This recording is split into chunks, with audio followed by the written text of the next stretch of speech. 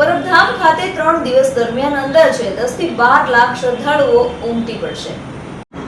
જૂનાગઢ જિલ્લાના ભેસાણ તાલુકામાં આવેલ સુપ્રસિદ્ધ યાત્રાધામ પરબધામ ખાતે વર્ષોની પરંપરા પ્રમાણે ઉજવાતા અષાઢી બીજના મેળાની તૈયારીને હાલ આખરી ઓપ આપવામાં આવી રહ્યો છે। પરબધામ ખાતે સંત શ્રી દેવીદાસ બાપુ અને દિવ્ય જ્યોતિ સ્વરૂપ અમરમાં સહિતના સંતોની સમાધિના દર્શન કરવા માટે સૌરાષ્ટ્ર સહિત સમગ્ર દેશ વિદેશમાંથી આગામી 3 દિવસ દરમિયાન અંદાજે 10 થી 12 લાખ શ્રદ્ધાળુઓ આ પવિત્ર જગ્યામાં ભજન ભોજન અને ભક્તિના ત્રિવેણી સંગમ સમાન આ મેળામાં પોતાનું પુણ્યનું ભાથું બાંધવા માટે પધારનાર હોવાનું જગ્યાના કેતન બાપુ દ્વારા જણાવવામાં આવ્યું હતું। 3 દિવસ ચાલનારા મેળામાં ભજન ભોજન ભક્તિની સાથે લોકમેળાનું પણ આયોજન હોય ત્યારે લોકોના મનોરંજન માટે વિવિધ પ્રકારની રાઇડ્સ, ખાણીપીણીના સ્ટોલ સહિતની સુવિધાઓ ઉપલબ્ધ કરાવવામાં આવી હોવાનું જગ્યાના સેવકો દ્વારા જણાવવામાં આવ્યું હતું।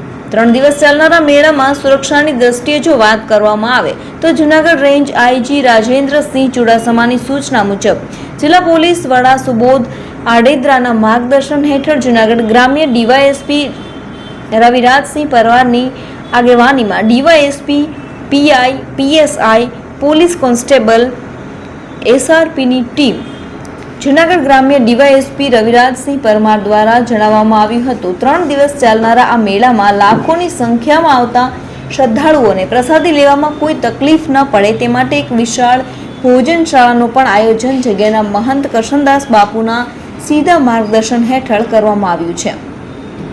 ભોજનશાળા તેમજ મંદિર પરિસરમાં વિવિધ પ્રકારની સેવા માટે અંદાજે 15,000 થી વધુ સેવકો પણ દર વર્ષે આવતા હોય તેઓને અહીંયા સેવા કરવામાં આનંદ આવતો હોવાનું પણ અમદાવાદથી આવેલા એક મહિલા સેવક દ્વારા મીડિયા સાથેની વાતચીતમાં જણાવવામાં આવ્યું હતું। ન માત્ર અષાઢી બીજ પરંતુ સમગ્ર વર્ષ દરમિયાન અહીંયા ખૂબ જ મોટી સંખ્યામાં શ્રદ્ધાળુઓની ભીડ ઉમટી પડે છે અને પૂજ્ય સંતોની સમાધિના દર્શન કરી પોતાની મનોકામના પૂર્ણ થતી હોવાની શ્રદ્ધા વ્યક્ત કરે છે। ત્યારે આગામી તારીખ 15 જુલાઈથી 17 જુલાઈ દરમિયાન વિશ્વ પ્રસિદ્ધ પરબધામના મેળાને લઈને હાલ વહીવટી તંત્ર તેમજ પરબધામ સેવકગણ સજ્જ બન્યું છે।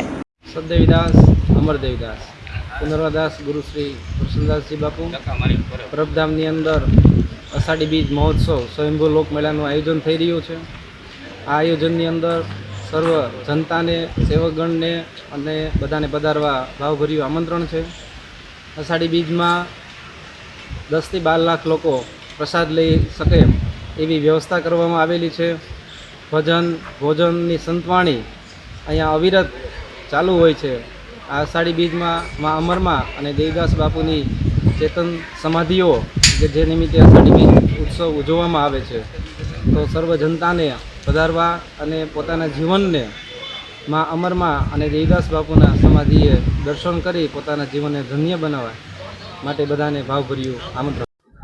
હાલમાં આગામી સમયમાં અષાઢી બીજ જે આવી રહી છે એના અન્વયે અષાઢી બીજના ખાતે પરબ મેળાનું આયોજન કરવામાં આવે છે, જેમાં પોલીસની કુલ 526 જવાનોની વહેંચણી કરવામાં આવેલી છે, જેમાં ડીવાયએસપી થી માંડીને એસઆરપી, હેડ કોન્સ્ટેબલ અને જે આપણે કહી શકાય કે જીઆરડી, હોમગાર્ડના જવાનો પણ તેમાં આવેલા છે।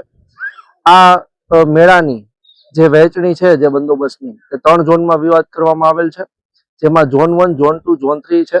જેમાં ઝોન 1 એટલે કે રોડ બંદોબસ્ત છે, ખાસ કરીને રોડની જે સમસ્યાઓ રહેતી હોય છે વાહનોની, તે માટે આ વખતે એક જાહેરનામું પણ બહાર પાડવામાં આવેલ છે, જેમાં હેવી વ્હીકલ્સ જે છે તેને પરબના આસપાસના વિસ્તારમાં ડાયવર્ઝન આપવામાં આવેલું છે। મારું નામ નીરુબેન છે, અમે ભાવનગર થી આવ્યા છીએ અને પરબધામમાં મોટો ઉત્સવ છે।